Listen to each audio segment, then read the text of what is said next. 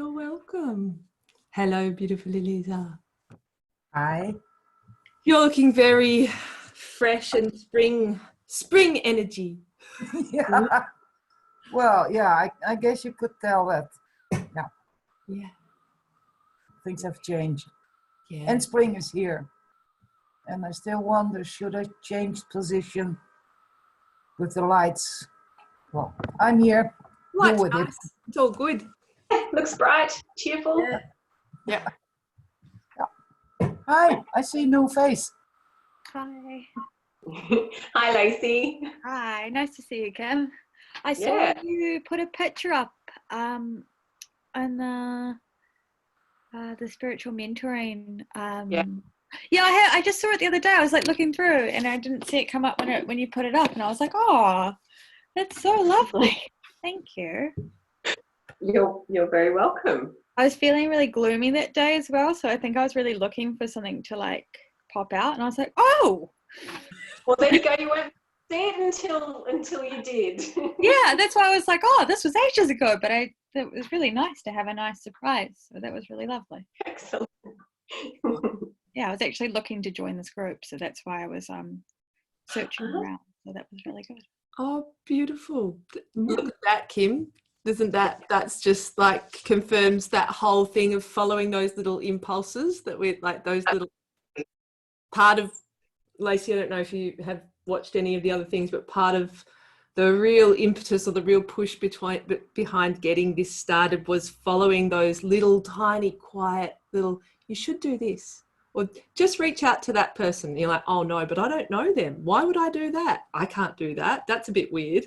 I completely understand that feeling. I've been feeling that a lot today. Yeah. Excellent. Well, Kim had that and happened to just mention it to me. I'm like, well, just do it. Just put it out there. And she's like, Lacey. Why am I thinking about Lacey? Oh, I'm glad. I often like reach out to the world being like, oh, I just need something from someone. I just need it's like a child that just wants to be held for a minute. I'm like, I just need somebody. yay. Awesome. Well, that's just beautiful. So you can let us hold you for a moment this evening. Oh, well, I already was from Kim. I was like, oh, that's so special. Thank you. Oh. But yeah, I'll get all the holding I can. I love it. The one thing about isolation is not being able to see people and hug them and stuff is a little bit confusing.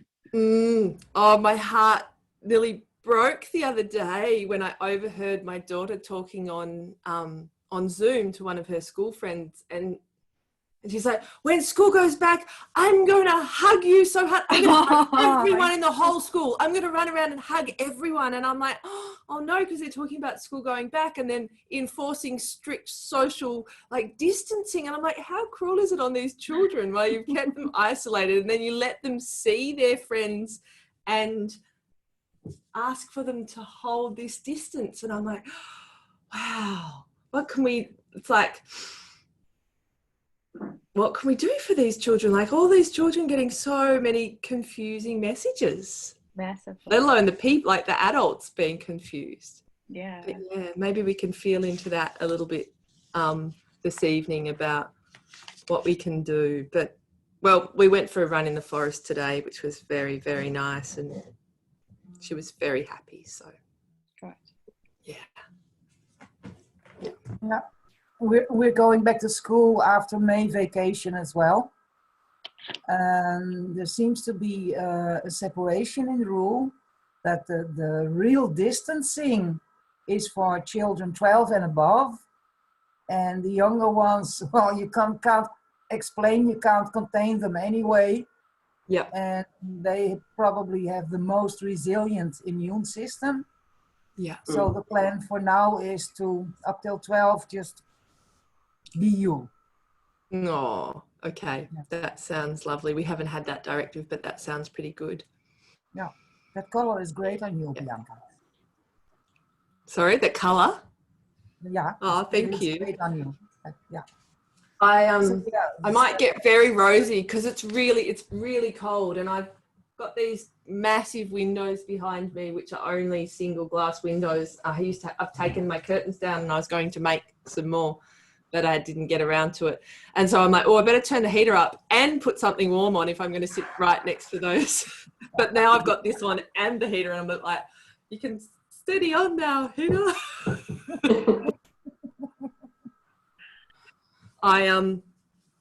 I've had it for a while. I liked it, but I gave it a bit of a dip for a bit of a can you see it a little bit? I was doing lots of acorn dyeing. So I've got my acorn dyed jumper and gave it a little bit of an acorn gradient. You've got an ombre. Nice. Yeah, it's a bit that's right. So, And there's another new face. Hi. Is it Jane? Hello. she hasn't popped up on my screen. Where? Hello, There, Jana. yay. Hello, Jana. Welcome. Hello. Thank you for Hello. having me. Oh, you're so welcome. Thank you for joining us. Thank We were you. just just having a chat about what's been happening and the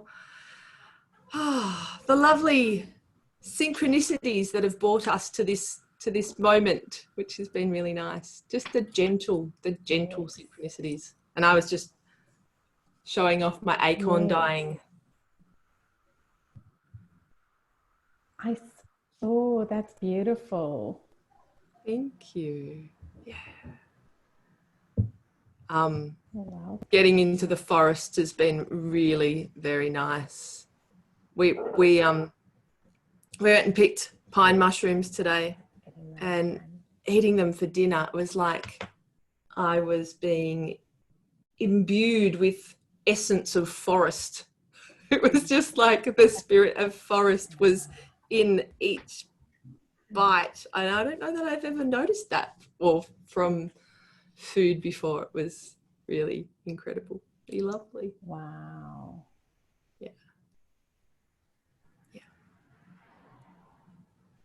And how lucky are you to be able to go out in a forest and find some food? Yeah. It's not that easy here in the Netherlands. For me personally, because I don't know enough to know what I pick. Yeah. And I know my body knows, so it'll be okay if I try. And this country being so small and dense and things next to each other. Yeah. We don't spray like the pesticides with airplanes like they do in America. Yeah. And these substances are used everywhere. And since everything is so close together, you cannot be sure that things are truly clean unless you grow them in your own garden. And even where I live now, the garden of this house, I don't do the gardening, but it's next to how do you call it, a meadow that's used for pasturing animals, and I can see the machines going back and forth, and I don't know exactly what they are doing, and you can smell it and it spreads in the air, so it's I don't trust that much.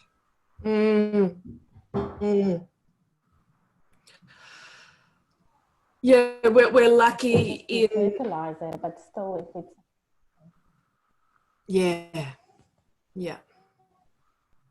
we are lucky to have areas in Australia, particularly around where I live, because it's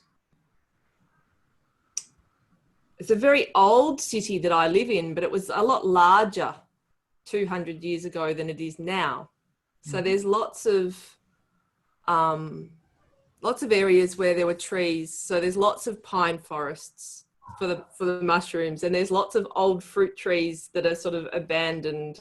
And so there's there's lots of spring water. So it's quite abundant in its foraging goodness. Yeah. People don't like it because it's cold.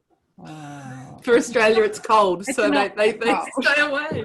It is cold. I don't think it's that cold. Yeah. Well, I'm in the Netherlands, for those who don't know, and it's starting to get spring here. Last week was lovely. We had about 20 degrees Celsius, Okay. and now we're down to 11.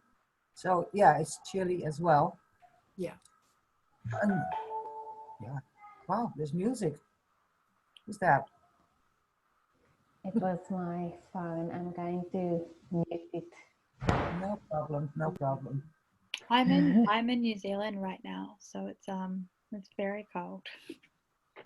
But it's really nice. There's lots of We're also going into winter now, and we have a rainy, cold, rainy day now. Yeah. But it's mostly good weather. Yeah. Sorry, where are you, Jana? South Africa. You're in South Africa. Wow, we're all in such different places. Yes, I'm in South Africa, right on the southern edge, right on the coast. Oh wow. Yeah. How cool. It's pretty exciting, I must say. I'm so excited to have people from all over the world here chatting. It's just beautifully exciting. Yeah, really I interesting. would be So cool. too. I'll just sit with that for a minute and just let us imagine all that beautiful light connection just reaching out across almost the whole globe. It's like, Kim, where are you from? Oh, I'm in Australia, In Australia. on the southeast coast of New South Wales, but yeah, the south, the eastern coast towards the south of Australia. So Eastern coast. yeah, so Kim is not Wow. cold. She's Lucky. we've got our second fire on this evening, second fire for the year on tonight. I'm colder in this room than I am in the house, but no, comparatively not cold. No, I think I was looking and we had like 9 degrees and you had like 24 or something. Well, that's great. Yeah. Lucky here, even our winters, we get down to 0 overnight, but the middle of the day on a winter's day might be 15 or something. So it's pretty mild as far as climates go. It's yeah. That sounds great. It is. Having lived through many Melbourne winters. Yeah. I'm normally in Melbourne, but in New Zealand with my family at the moment, and it's cold and windy, so it's just like I love actually being able to feel into like how different it is in every place, because I think sometimes we get so like our awareness gets so centralized in the environment that we're in. It's really nice to have the little bits and little discussions about what it is actually like for someone else, because we tend to often project our experience onto other people's experience. So it's really nice just to check in and go, oh, actually, what is other people's experiences like? I remember being really shocked because energetically we don't tune into other places in the world that often. We might think that we do, but we actually, sometimes we just perceiving things through our own filters from here. I was seeing a client in Jerusalem, and it took me like 5 minutes to adjust to the energy of the place. It was the first time I'd ever been really like, wow. And I had to adjust and filter everything. It's like, wow, we can't actually give this like advice for one person.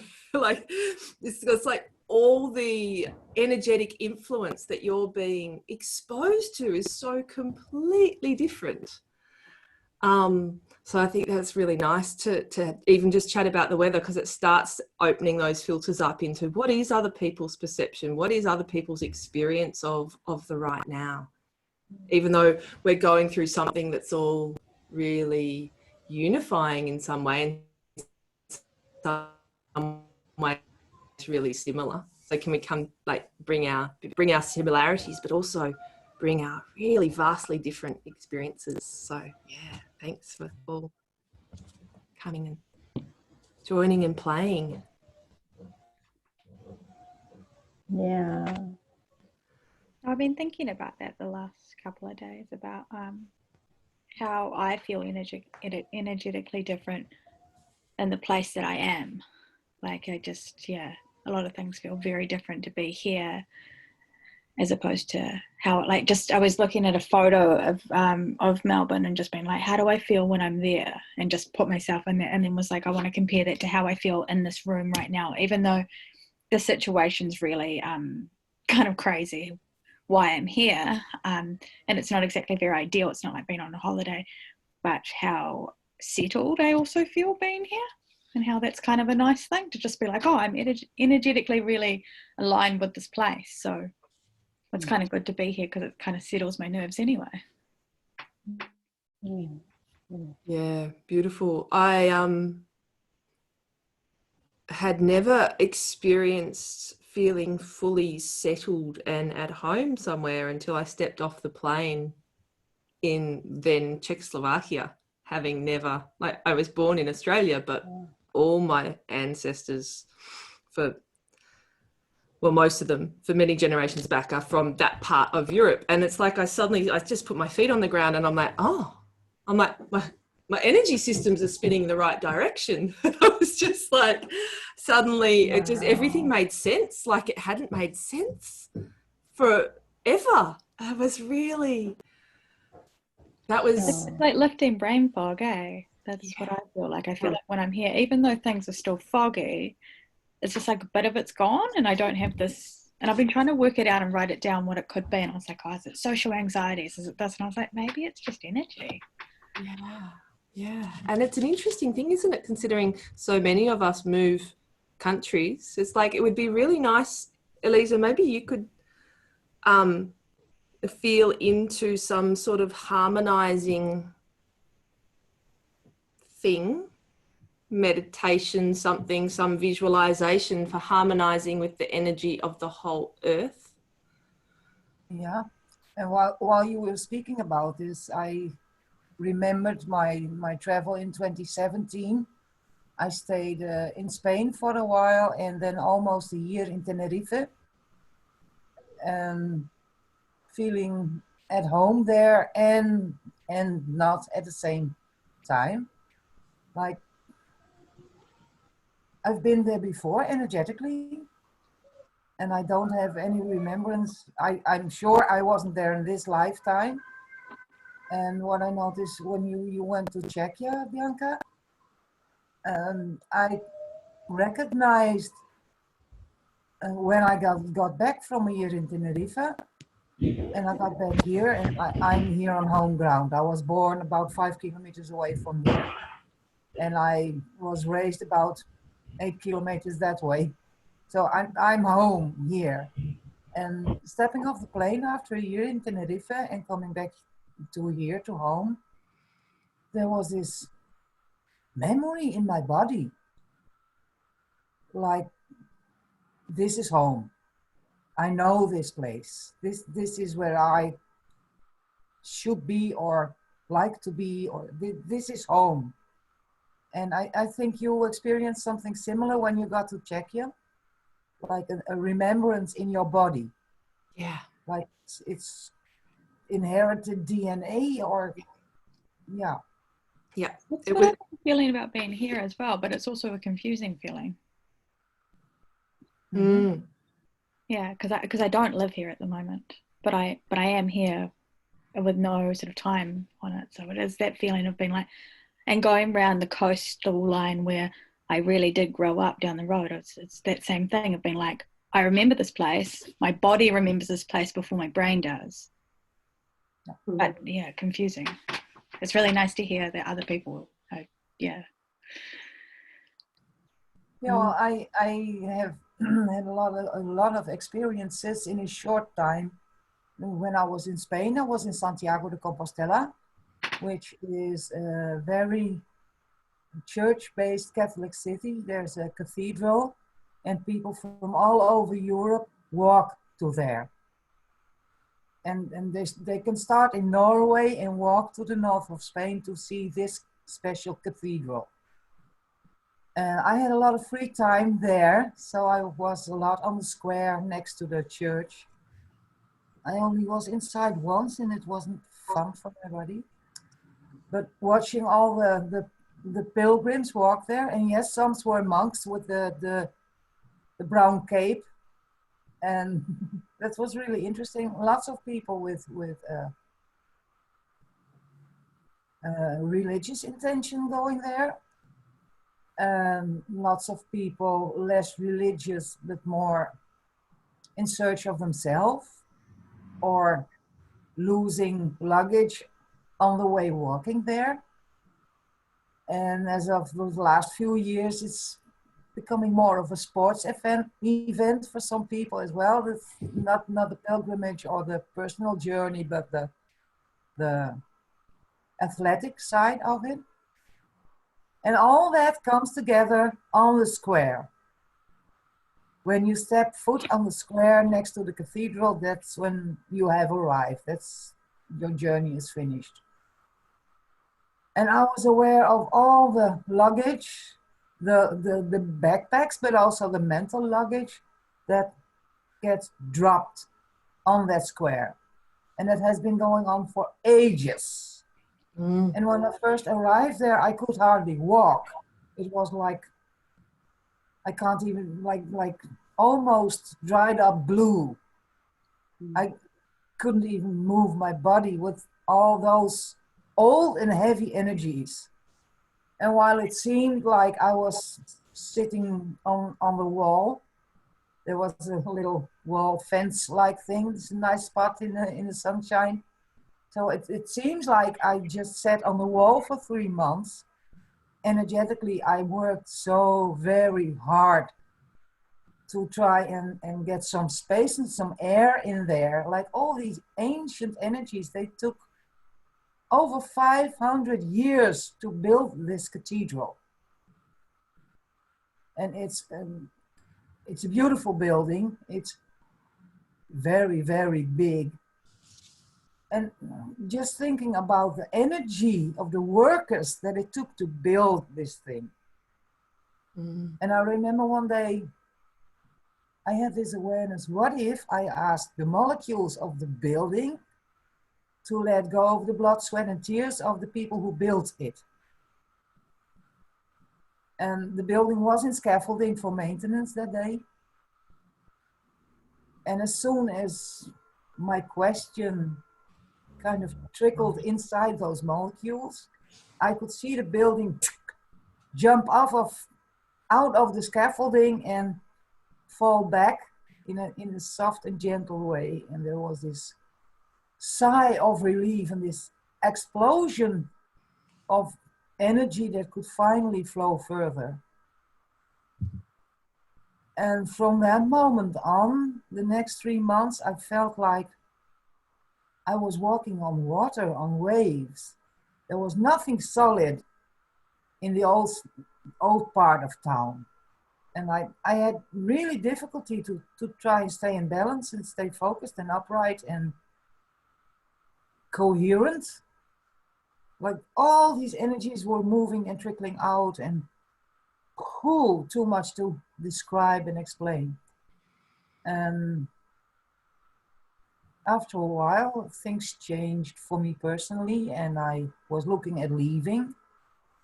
I could not get out. This town was so not finished processing what apparently could only be processed by me being there.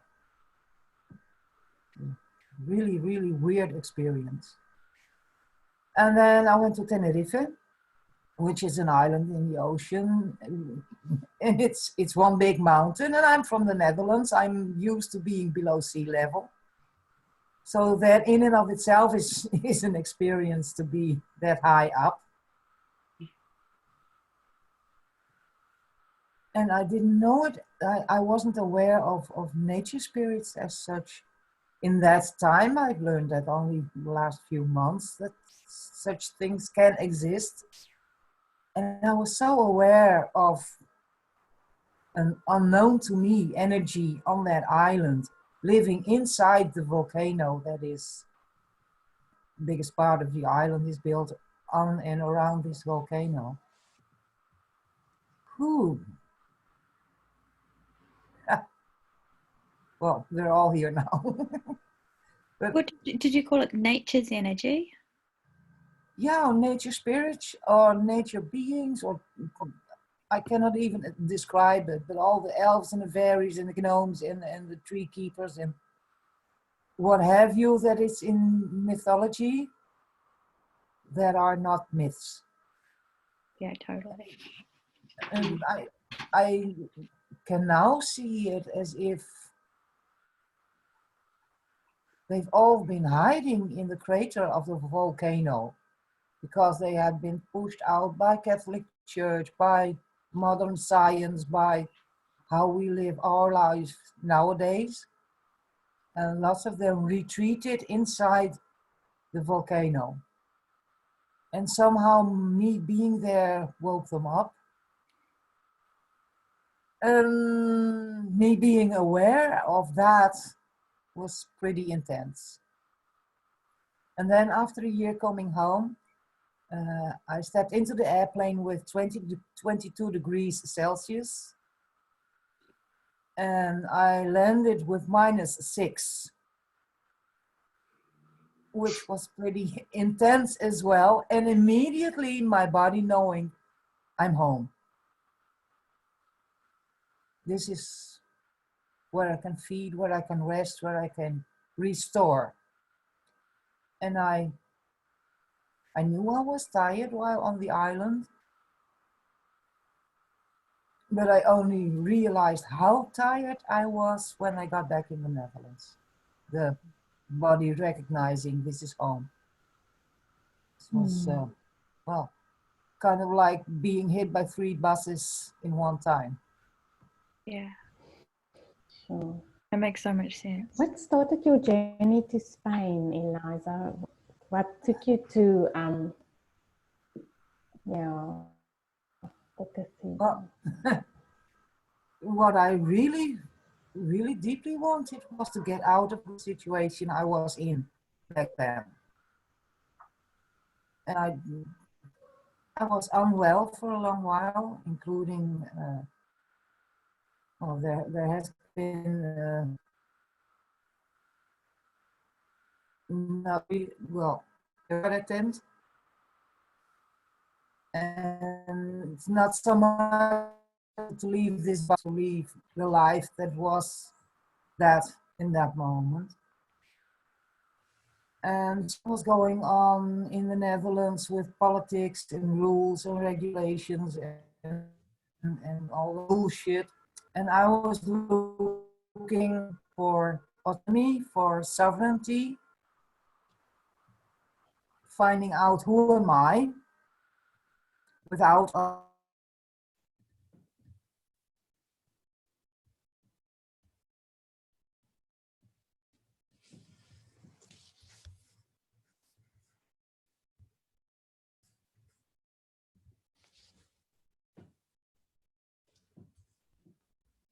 I've lost Eliza.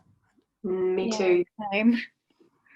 Oh, hopefully she'll Yeah, her come back. We have had the most amazing internet connections. Are you back? No, she's not back. She's still there. Okay. Well, it's good to have had good internet connections up till now. Yeah, and we've been chatting every week since the start of the year, and I've never ever had even a fuzzy sentence. Oh. So I've had a funny one this week, but any other time it's been good. So maybe it's just a funny week. yeah, I've got Jana crystal clear tonight, and we've had a few Yeah, usually I have on my side, but I think it's my PC. Yeah. Mm. Yeah.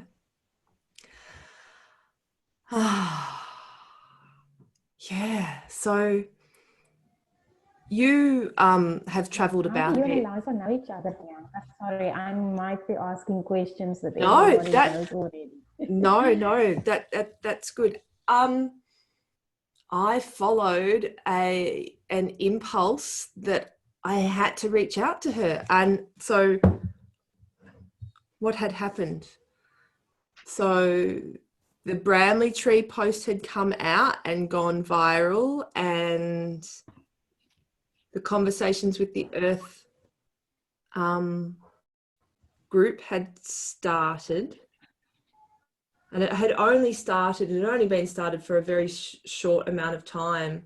And I was going through some of my old notes, some of my old course material, looking for something.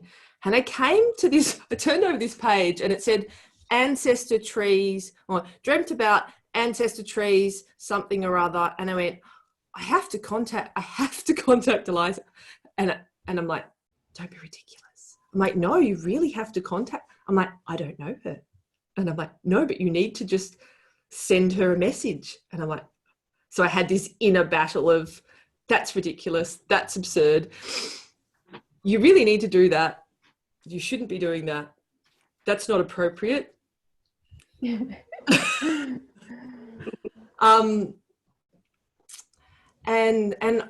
I left it for a bit, and then I kept finding all of this information, and I'm like, oh, I've got to talk to Eliza. And so I did. And then we started chatting, and every time we got together, we would just sit in this blissful silence, and just in this, and we're like, oh, well, what are we going to do with that? We can't really do anything with that.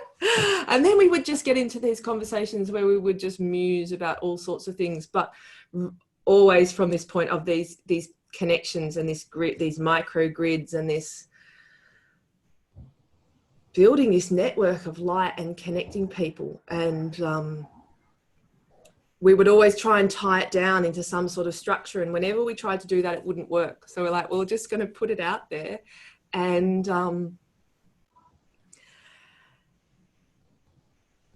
see what happens. So we've just started, and I haven't felt the urge to actively promote it at all. It's like I just put this tiny little seed out. It's like for the right people at the right time, we'll find it and joy. And it's how amazing is it that we're sitting here and we've got people in all over the world. It's just really exciting.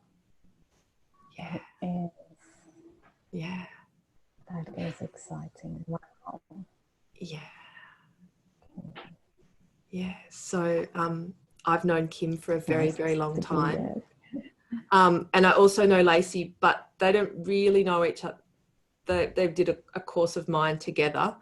But Lacey turned up. Anyway, it was very, very nice. It's synchronicities that we Kim felt like she needed to channel something for Lacey, but didn't feel like it was appropriate because she didn't know her. But anyway, so it was this beautiful, lovely little synchronicities of these interconnections. And likewise, how I met you. And you found your way here just by following these random little, oh, you should respond to that, or you should reach out there.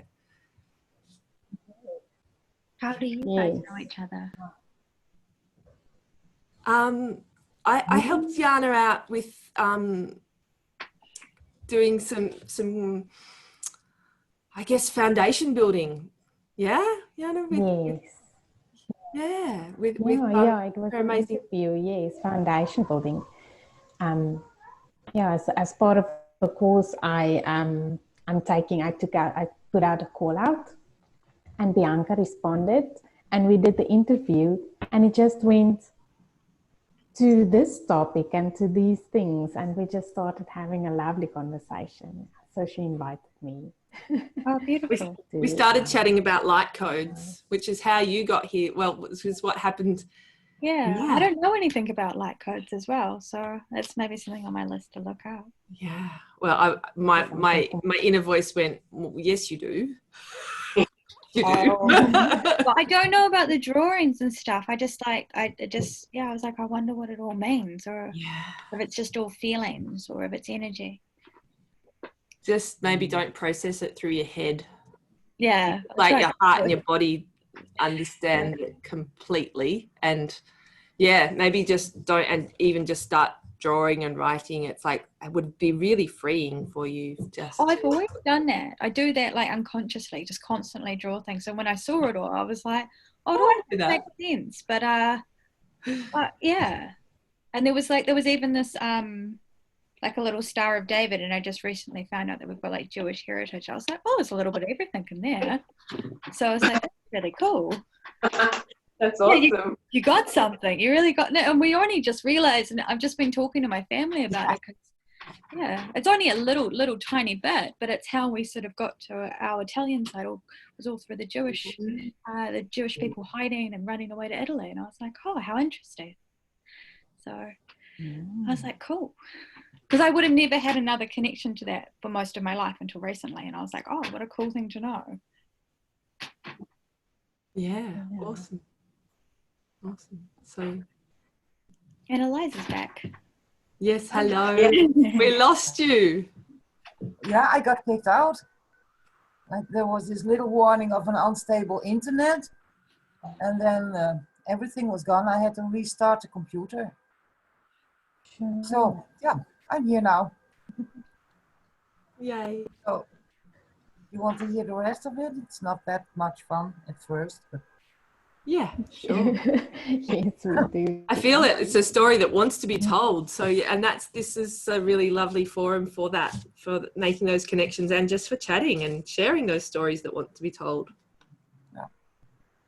Well, I wasn't in the happiest place at that time, and I started to realize and really look at what is going on here and what makes that I'm so unwell, given I have a home, there's food, there's a job, there's nothing much to complain about, essentially.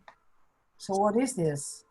And I came to the realization that I felt stuck and pushed into all the systems of modern society, acutely aware of lies and things that are partially true, and how I had deformed to fit into all of that, and simultaneously developing my abilities to talk to trees and be aware of energies elsewhere, and dreaming about dead people bringing me into the dimension that they live now, and all those confusing information, and how to combine that with being a truck driver, which is an adventure in and of itself.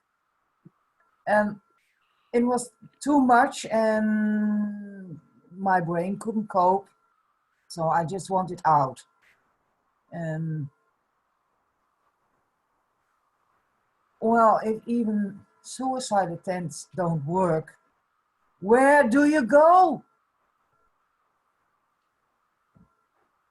And I didn't know, I just knew I wanted out. And then there was this opportunity to go to Santiago de Compostela.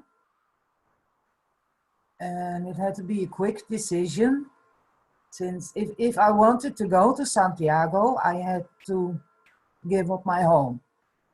Simply, I could not afford to have a home and all the bills in the Netherlands and maintain myself someplace else. So the decision had to be made within 48 hours to give up my life in the Netherlands and go to Spain. And I did. So then I had 4 weeks to empty out the house that I had been living in for almost 20 years, with all the accumulation of 20 years of life. Condensing it to 4 banana boxes of things that I could not let go of, and sorting everything else into the bin, into recycling, into goodwill, and all of that. And so I left the Netherlands with no place to come back to, with 4 boxes of belongings parked in my mom's house. And I had 800 euros. And all of me.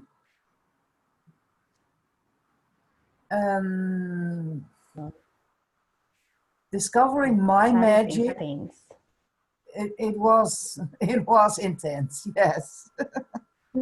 And then in Santiago, discovering more of my magic with buildings, with ghosts, and all the luggage of the people, mental luggage and their energetic luggage. That was intense as well. Firstly, processing all of it, and the realization of what I am capable of, which was never that clear to me, and it has expanded ever since, but I was where I was at the time. And I think, in hindsight, all I wanted was, know who is Eliza, who lives inside there. And whoa, I'm still finding out. I'm still finding out. And the intensity of presence with things my eyes cannot see, or at least these two cameras don't register, and my awareness of it, and what I see when I close my eyes, that's a lot, and it doesn't stop. It does not stop. I can ask for a break, but it does not stop. It doesn't, I can't push it away anymore. I have tried for the first 30 years of my life. Didn't work. And now I'm striving to embrace more and more and more. And there are some moments I succeed. And many days of not succeeding at all. And there's expansion, and there's learning how to cope. A lot of intensities, especially with things going on in the world right now. And what we started this conversation with, how we all perceive the world in such a totally different way.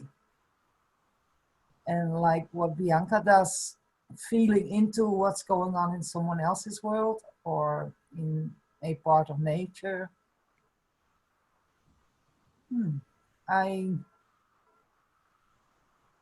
have to slow down sometimes, or take myself out of it, or decide I need a rest now to stay sane. So yeah, intense. And if light codes could help, I'd love some. Yeah, it's interesting. I was just thinking whilst you were talking then how the light codes would play with you and how exciting that would be. It will be intense, but would They be... do. Yeah. And I perceive things coming in. And I know inside that the general word for that would be light code. Yeah. And that's where I'm at today. I'm just seeing why we're all here. Why this is so the light codes have got a part to play, but it's like with the light codes, it's like we're trying to put down on paper what is actually like energetic. So the light codes, we keep writing these light codes down and going, I don't understand. Like I feel this coming through, but I don't understand it. It's because they're not two-dimensional, and they're never meant to be two-dimensional. No. They're coming through, and they're meant to be being activated into and around the earth. And it's like what we put down is like a tiny like shadow, like an aspect. Like we talked last week about how things look when you look at them from different angles, and you might get a circle here and a triangle here and a square here, but it's actually a prism. And we keep trying to understand one of the projections that the thing is making, but actually they're energies that are coming down to be transmitted to other people. Just like Kim went, this is for Lacey. And it was a picture for Lacey, but actually what's coming through is a beam. It's like a beam of energy that's flowing from you to Lacey, Kim. It's like there was something about the fact that we did a meditation course together and you became aware of the being Lacey, and then you went, oh, I've got this energy that I need to pass on to Lacey. And then Lacey goes, oh, well, I've got this energy now and I need to pass it on to so-and-so. And it's us being here that's all having an awareness of that, that's waking that up. And it was interesting because it was all about the crystalline light awakenings when I reached out to Eliza. And it was about the light that was transmitting. It's like, I have to send this bit of light to Eliza. I'm not quite sure what happens with that, but I have to make that connection. And that's why the light codes don't make sense, because they're not actually,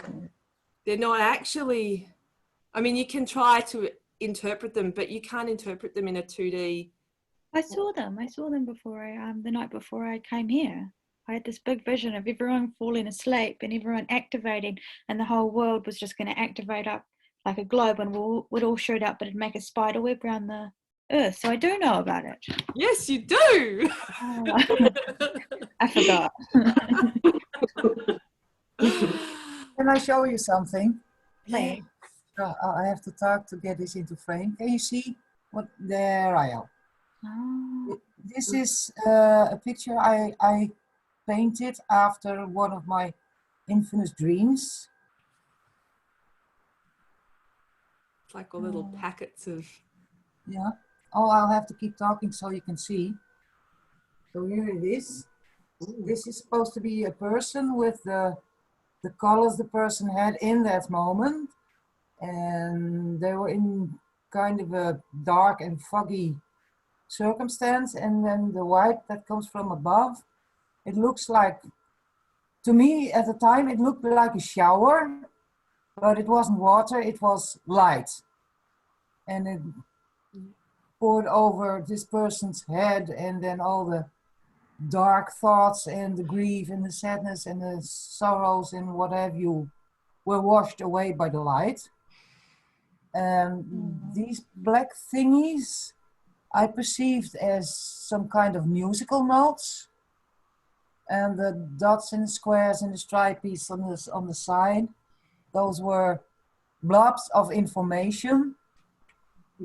And the way I perceived it and still do is it's a kind of a recoding.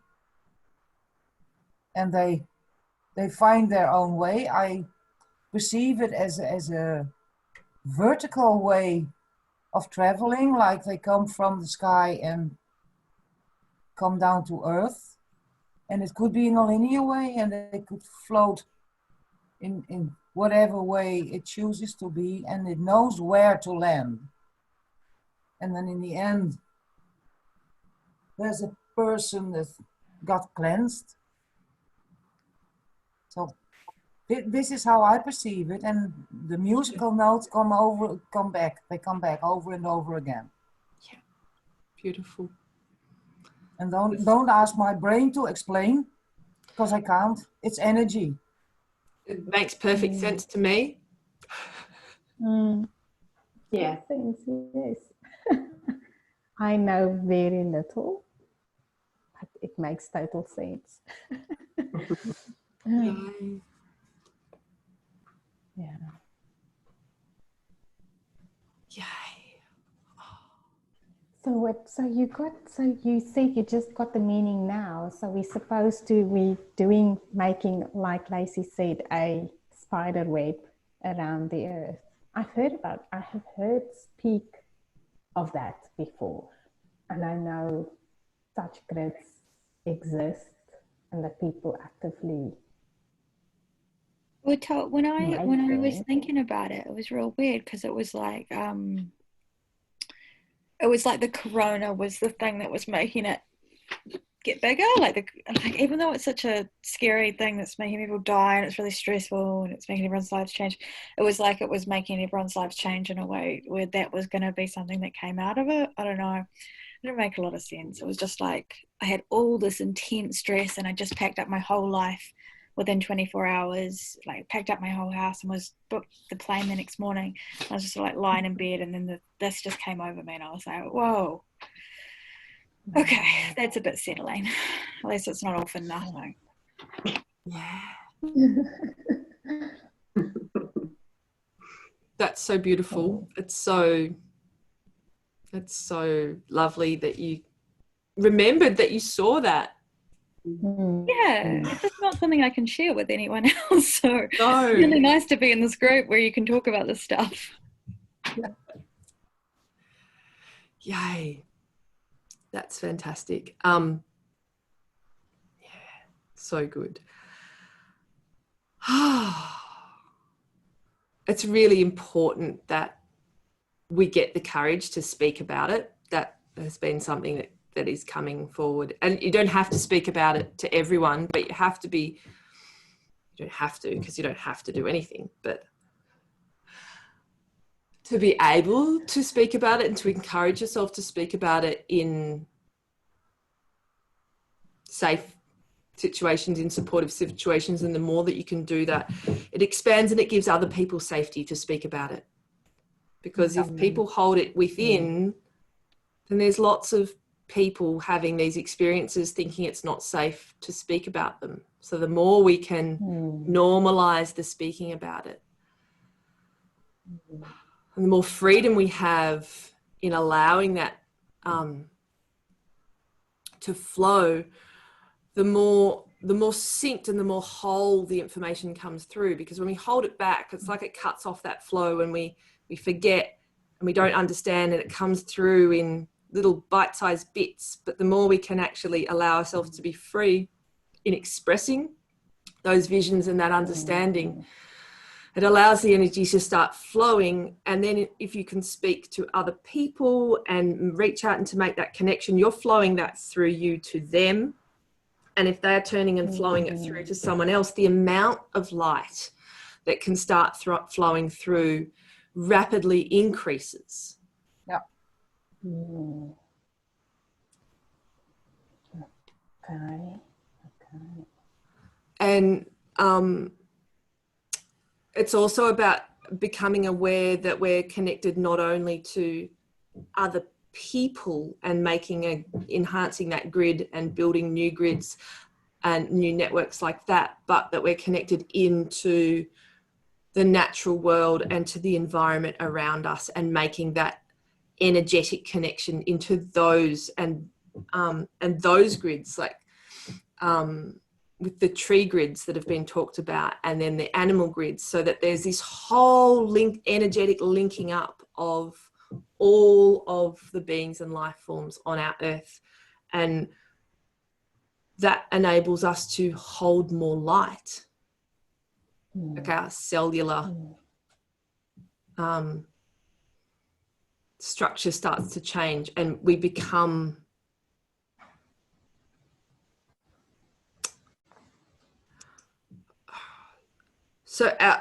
as that happens, our awareness naturally becomes much more non-local.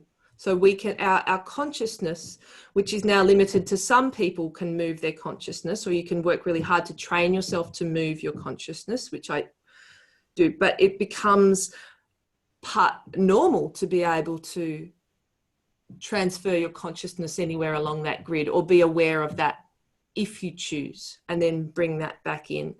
But as Eliza said before, it's like it's a process. It's like you have to upgrade all your circuitry and your ability to hold and ground that energy, because otherwise suddenly if you're plugged into this whole earth, like spiritual light network that you're suddenly existing within, and before your consciousness has only been aware of your physical body, it's pretty overwhelming. Yeah, the thing I felt was really overwhelming for me. And it felt like it would be overwhelming for most people. So people are waking up, and people are able to let go of a lot of stuff more quickly at the moment, but it's really important to ground and to do really, really simple things. Like you talked, like Eliza, last week about doing the dishes, which was just so perfect, because it's like the home. People often think of the home stuff as really boring, or we neglect it a lot in our modern world. But it's like, in order to be able to integrate this expanding consciousness and this intense light, and still have physical bodies, we need a point of focus to help hold us still.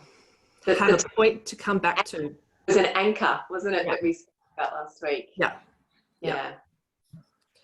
So I've been cooking the most anchoring food. Of home tasks, like dishes and cooking and folding, washing, like would be something like a grounding activity. Yeah. All those things that we so often push away as being... activities all changed for me. It used to be degrading. It's such an enormous act of servitude to other people. And to other people who don't appreciate it and take it for granted and just expect it, and all my time and energy goes into this task that is going to be undone in half an hour or 1 week, and I'm going to have to do it all over again, the same thing. It has completely changed for me now. Like, I want to do it, and it's got all this meaning because it's with care and love and yeah. I haven't tuned into that, what it does for me, but how I feel about it has definitely changed.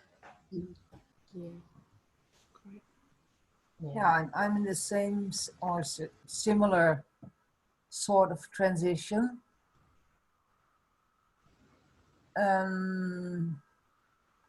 Changing direction, I think, like of how I have perceived it up until now. Information is coming in from all sides. I'm projecting outwards to where can I bring my energy? Who can I help heal? Where can I sow seeds that lead to waking up? And the space here, and the space here inside, and this body that I so luckily have available this lifetime, gets often overlooked and taken for granted. And now I'm more appreciative of having this body and having this space to live and feeding this body with the best quality I can offer, which had been different. Like being in an airplane, put on your own oxygen mask before you help the one sitting next to you. That's part of it. And information I received a few days ago in a dream, which I can't even remember in words or in pictures or in energies, but the overall message I think that was there is I was invited to look into how the Amish live. And not so much from a religion, church perspective, but the way of life. Like no electricity, no machines, things being muscle powered and being community driven, like the simple way. And I've really felt it as an invitation to look into that. And not to say to live off grid far away in a place with nothing, but the invitation, how can I be more of that lifestyle in where I am now? And it wasn't a panic preparation doom scenario. But again, connecting with what my heritage and my homeland has put in my DNA about living here. And also the systems that I so badly wanted out in 2017, of course they are still there. And when I continue to choose to bring my smartphone everywhere, which for me at the moment has a unpleasant Big Brother 1984-ish energy. And since last 2 or 3 weeks, I've been choosing to go out and not take my phone. And it's easy and it's freeing and it's less rushed or looking at clocks. And so in that sense, yes, I am leaning into more of an Amish way of life.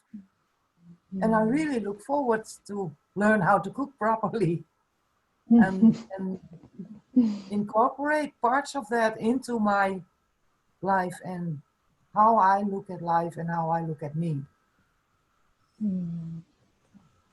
Interesting. Next adventure. I found a cookbook that I'd written 20 years ago that I have to reinvigorate that passionate cook. I mean, I have been cooking a lot and just much more child-friendly dishes from my heritage. Let's say ultra grounding food. But yes, so sing out if you want any inspiration and encouragement and play with the cooking, because I have been musing on just how much joy and soul nourishment and physical nourishment and connection to our world and our environment that we have access to through our cooking and our food that we miss so often because we're too busy or too distracted or Yeah, it's a primal thing. It's so interesting we're talking about it because I'm sitting amongst my clippings of food. Massive big hamburger here because I'm about to do another collage about, here's some coconut, about food. I don't know, I don't think you can see, but that one there is one that I made of effing chefing and how so yes, I would like some inspiration. I used to despise, and I might still get my moments,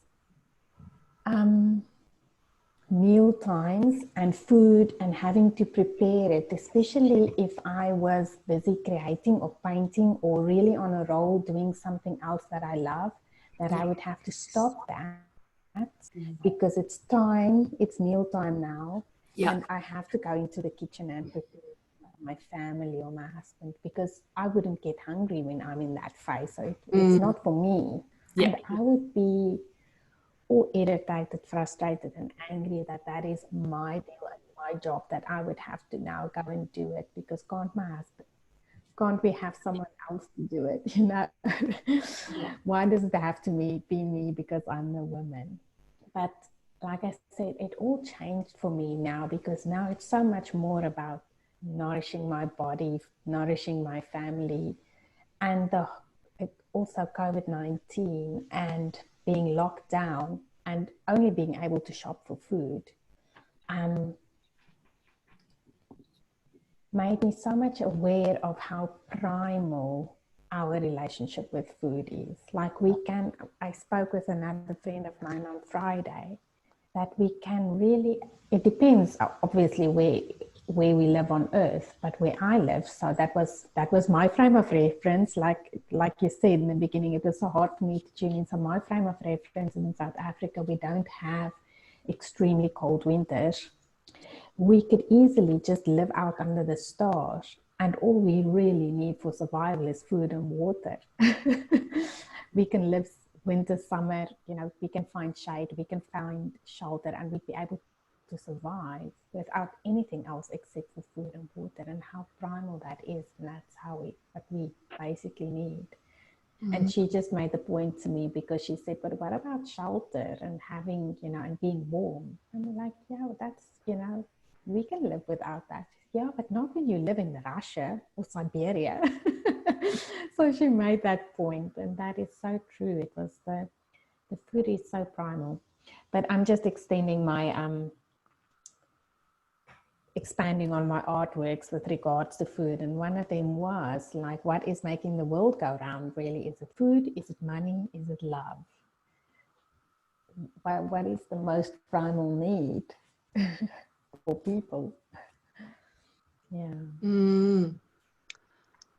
I feel like I was reading something about that just recently. Where was I reading something about that?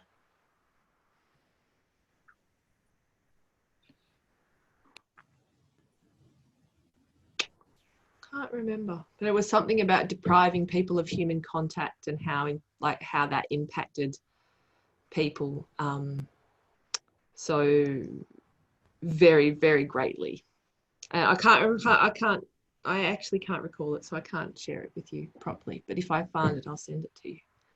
But that's the truth, right? Because let's say, for instance, you are deprived, like that is a severe punishment in prison, is solitary confinement. Yeah. And then people have shelter, food and water, and can become so depressed that they are willing to do anything to take their own life because they don't have human contact. Yeah. They would try to, commit suicide with a little staple because they would get so depressed because of that. So is it love? So it must be combination. And money is in the three things that I want to compare, because I thought, what is money is not such a big essential need, but in our system, like Eliza said, it is equated with that thing we need for survival.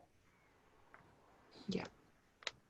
We need money to make sure we have the food and the water and the shelter and everything. And so I think that is, and so the money is equated to power. My reason I have it in there as one of the things that makes the world go round, is the world is currently going around. If we think about conspiracies or people holding power, that's all about the money.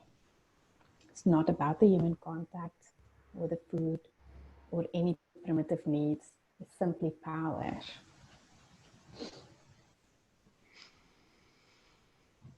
And it's actually illusionary power. It's power that we willingly give over because we agree to buy into the system that money equates to power, or that we need money to do this, or we need certain things. And part of, I think, as Lacey was saying, part of the learning of this time with everything changing so much is recognizing, well, do we actually need all the things we thought that we needed in the past? And is it actually necessary to have this and this and this? Well, actually, no. No. Yeah. I'm so happy with everything I have right now. It can stay like this forever. Yeah. Maybe I won't see the world. Maybe I won't travel the world. Maybe some people won't buy a yacht, but do we really need it? I once saw a thing about longevity, and the more you travel, the less long you live. Like the people that live the longest are the people that live the longest are the people that live where they were born and where their ancestors were born, which goes into this nourishing and that feeding of that self. And I also think it has to do with the fact that we become biologically acclimatized to the microorganisms that live, like we're in this symbiotic, whether we realize it or not, we're in a symbiotic relationship with our direct environment. And when we move, we think that we can move. It means, but actually it challenges our physical bodies a lot. And I can agree with that. My sinuses are so gone at the moment. Just different climate. Wow. Even though it's my original climate, it's like my whole head's like sucks. I remember like having a bit of a chuckle to myself. There was a group of women, I can't remember what they came to Australia for, but a group of women from India came to Australia to present a talk, and they had to cancel the talk because they all were all sick. They all and they all got sick, and we're like, what? But so it's like, and you know, they all had some stomach upset, so their stomachs had been disturbed by just the different micro organisms that we're exposed to in the different places. But what I feel like would be really, really helpful to explore and to harmonize, so I'll put it out there for us all to think about again, is there's lots of us, Eliza's probably the only exception, although I'm not sure, but that is living in the lands of our genetic ancestors. And so we have got energetic bodies that are not being supported by the energy structure of the land that we're currently in. I've and been yet thinking about that for months. yeah, but also but we weren't born into the land of our energetic ancestors, so we've got a birth tie to one land. And then and we're living potentially somewhere else. So how do we harmonize that? How do we actually find our home, our place? So we have to redefine our home as something larger than it's currently defined as, in order to find home. Well, That's so interesting. Yeah. we simply ask our bodies to connect with home, wherever, whatever, whenever that may be. That makes me want to cry, that idea. When I asked my body to connect with home, I was no, which is interesting. I was thinking about just traveling the whole world until I found the right place, and then I'd be like, I'm good. Yeah, I keep putting the requests out, like I will find it and I'll know, and I'm like, haven't actually. But then it's like, because of that disconnect between where your genetic ancestry calls home and where your body like birthed and calls home, and there's like, so I'm seeing this picture that this is actually really, really important to starting to complete that grid around the whole earth, is because if we can actually start to call the whole earth energetically our home. I was about to go there. Yay. So it's Continue. I don't want to interrupt. Yeah, no, I think I don't have the answer. I have the vision of how, and I think the answer is found in all of us here. It's like there's some process, there's some awareness, some awakening, some contemplating that helps to knit that energetic structure of the earth together as a whole being, because never before have the inhabitants of the earth contemplated the earth as one being and one whole that in which we live. It has been started to be thought about, and there has been, I feel like I'm saying not for a long time, because I feel like if I go back right way into prehistory, it was known, but not for a very long time has that energetic awareness of the earth as a whole being that is our home been held in the energetic structure of the physical bodies of the beings on the earth.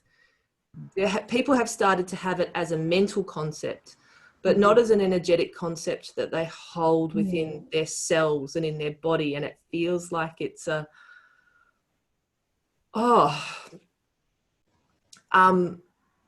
so transformative and so releasing and so exciting.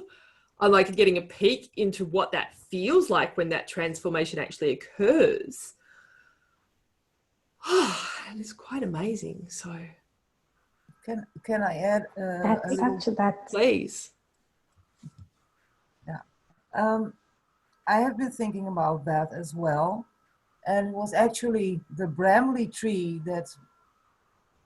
How do you say it? Well, she slapped me, or she put me into my place, in the sense of me, sweet as I am, trying to create the grids and the spider webs, and trying to connect the grids and the spider webs, and trying to feed the grids and the spider webs. And then with one simple question, the tree turned all of it upside down, simply by, would you please receive from the grids and the spider webs as well? Mm. It's not outside of you. You are part of it. And that changed a lot for my body.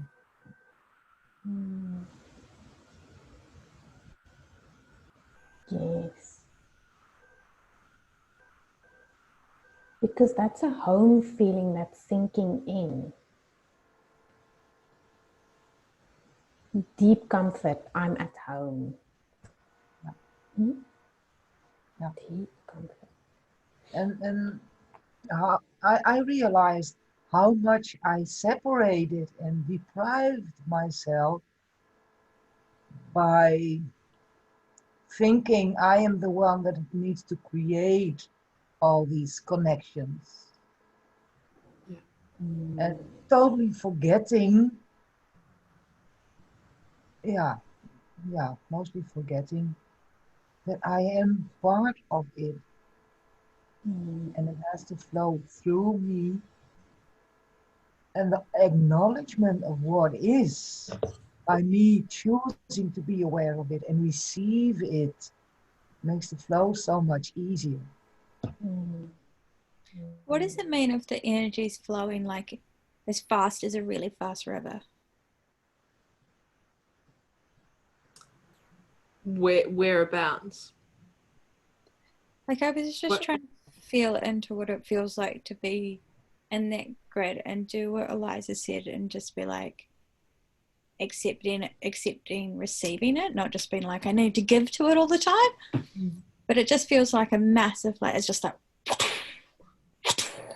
you know, like just like big energy. Like moving through you or into you? Into. Yeah. Yeah, way different from it's not moving, like it's not going through me and out another side. It's just like kadunk on one bit and kadunk on another bit, and it's just kind of like just filling you up, recharging. yeah. But you know, like when we it's like that same feeling, you know, when we did the meditation stuff, and then you go into those other astral planes, and you're like, whoo, and it feels like you've been hit by a car almost. And could that be because we have been pushing that away for so long? Like a build up behind a barrier, and now taking away the barrier, it's like pushing all at once, because it has been building up and waiting for so long, and now it can flow, and it flows like an eruption. That makes a lot of sense.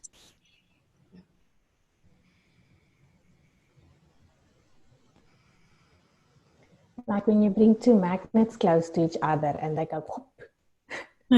That energy, that fast, yeah, just that little bit before they go. That's where back. Yeah.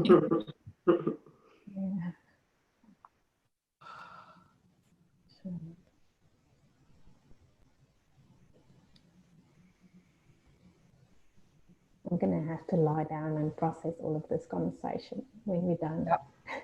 Yeah, I think I just was moving into that little bit of silence. So maybe we'll just have a little bit of quiet and process that, and then we can finish up.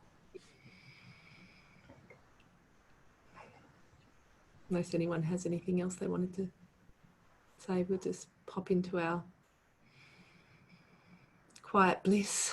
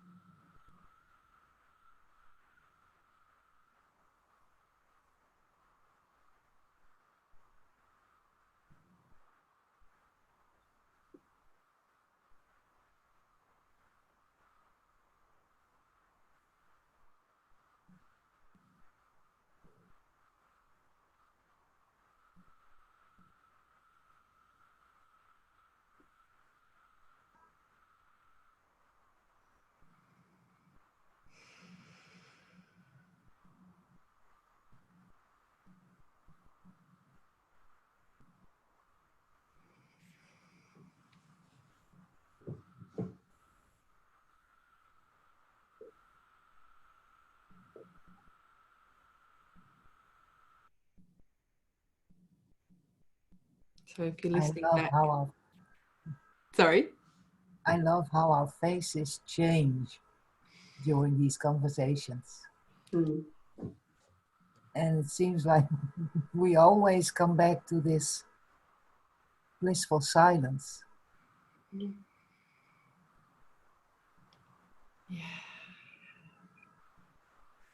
And yes, Jana, me too. I have to lay down and process all of this. I'm already lying down. You're the smartest.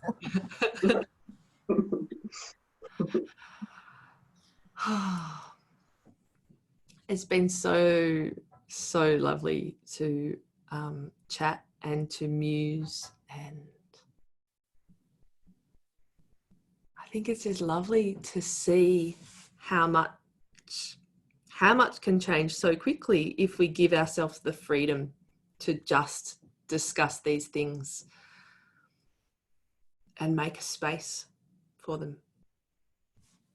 Yeah, I in our totally life. agree. Yeah. It feels real nice now. Yay. Awesome. So the only directive that we had in terms of doing something with this is if someone comes to your mind that you feel would enjoy bantering in this way, if you could share with them and say, hey, you might like to join that would be awesome. But that's the only way that it's going to be really shared from now, is just like that spread has to happen like that. It's like that. Yeah. And may we continue and join in whenever you feel that urge to drop in and connect. And thank you all. Yeah. Thank you. Yeah, thanks everyone. Thanks to all the Thanks everyone. beings that have come forward to join us. Mm. Thank you. Oh. Mwah. Have a fabulous day for those of you that it's not evening, and lovely dreams for those heading off to bed. Thank you. Lots of love. Thank you so much for meeting all of you. Bye-bye. See you soon. Bye. Bye.